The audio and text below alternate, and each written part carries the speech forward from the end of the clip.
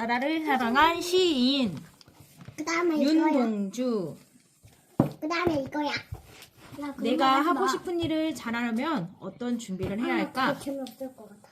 호야, 왜 그래? 무슨 고민 있어?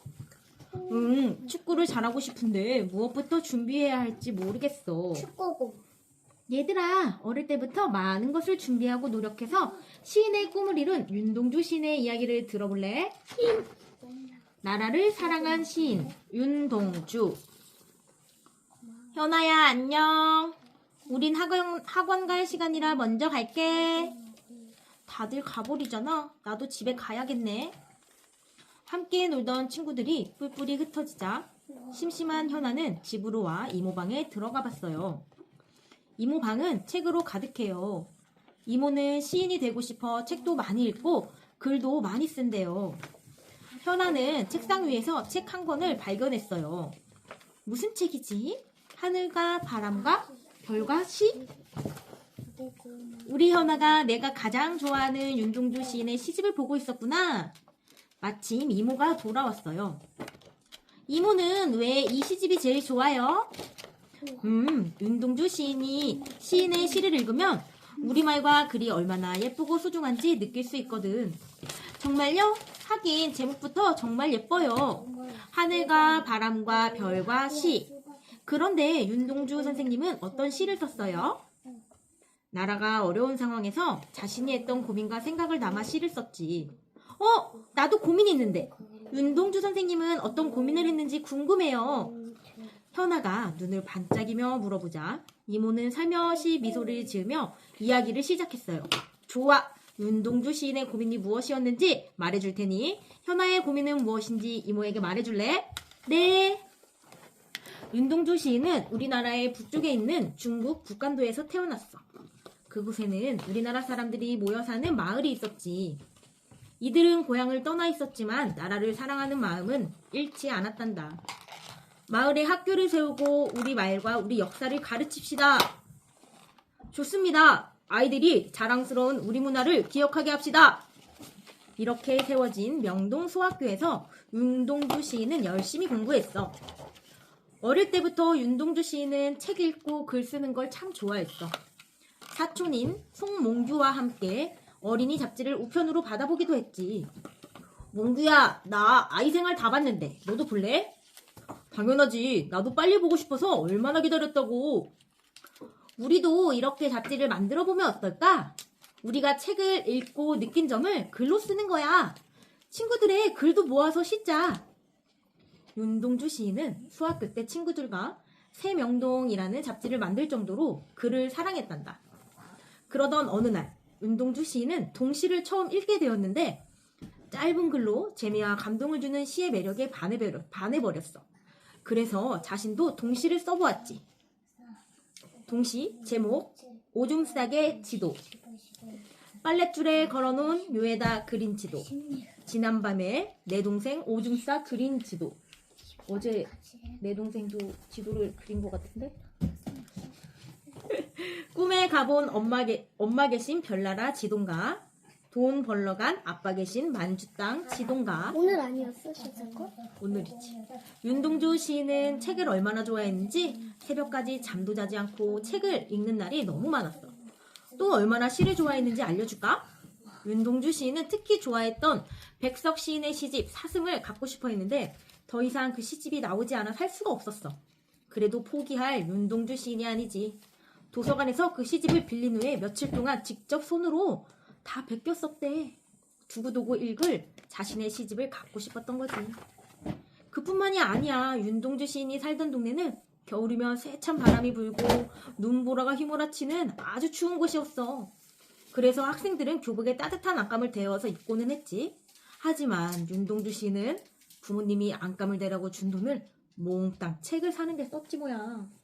그러고는 추워서 덜덜덜 떨며 학교에 다녔어. 이 녀석! 교복 안감 사라고 준 돈을 책 사는데 다 써버린 거야! 윤동주 시인의 책사랑은 부모님도 추위도 말리지 못했던 거지. 중학교 졸업을 앞두고 윤동주 시인에게 힘든 시간이 찾아왔어. 문학을 공부하고 싶은 윤동주 시인과 달리 아버지는 아들이 의사가 되길 원했거든. 의사가 되면 먹고 사는 걱정이 없다고 하더구나. 너는 공부를 곧잘 하니 의사가 될 수 있을 게다. 아버지, 전 글을 쓰는 것 외에 다른 건 생각할 수 없어요. 평소 윤동주 시인은 착하고 말을 잘 듣는 아들이었지만 이번만은 자신의 결심을 굽히지 않았어. 며칠씩 밥을 굶기도 했지. 윤동주 시인의 고집에 놀란 아버지는 결국 아들의 말을 들어줄 수밖에 없었단다.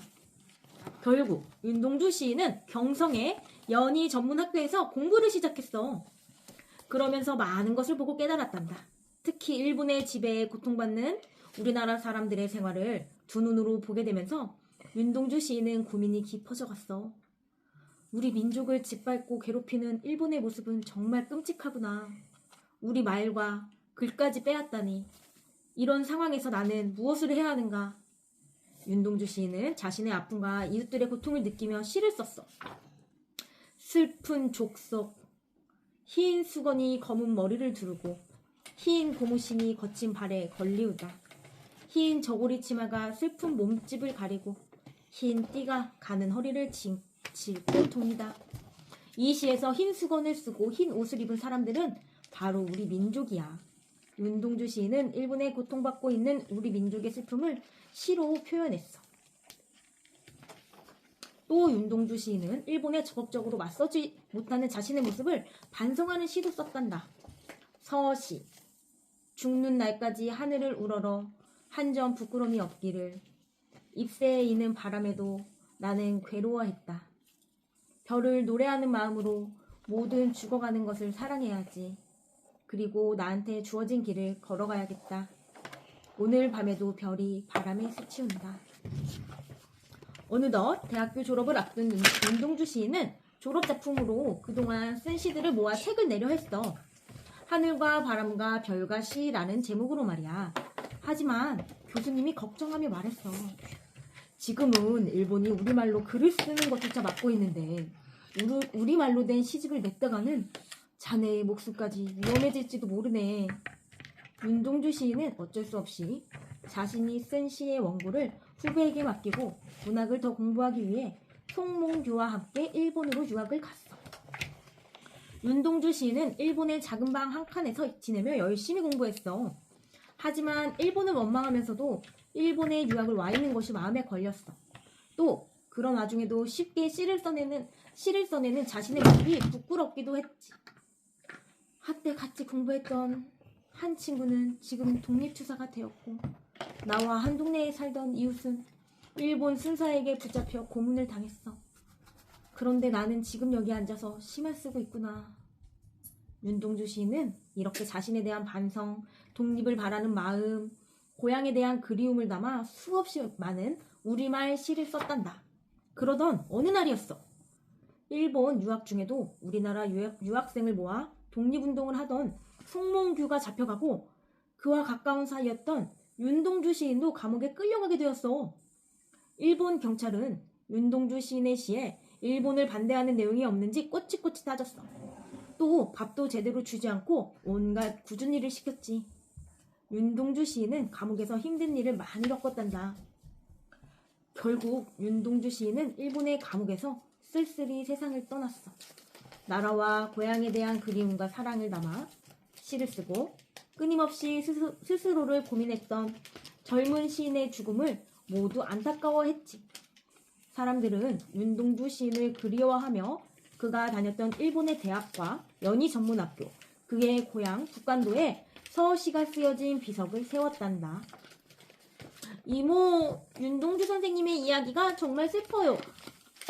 윤동주 시인은 안타깝게도 세상을 떠났지만 우리들 마음속에는 영원히 살아있을 거야. 그럼 이제 현아의 고민은 무엇인지 들어볼까? 내 고민은 사라졌어요. 같이 놀던 친구들이 학원 때문에 가버려서 속상했는데 그럴 때는 윤동주 선생님처럼 좋아하는 책을 읽을래요. 나도 사람들이 좋아하는 시를 쓰고 싶어졌거든요.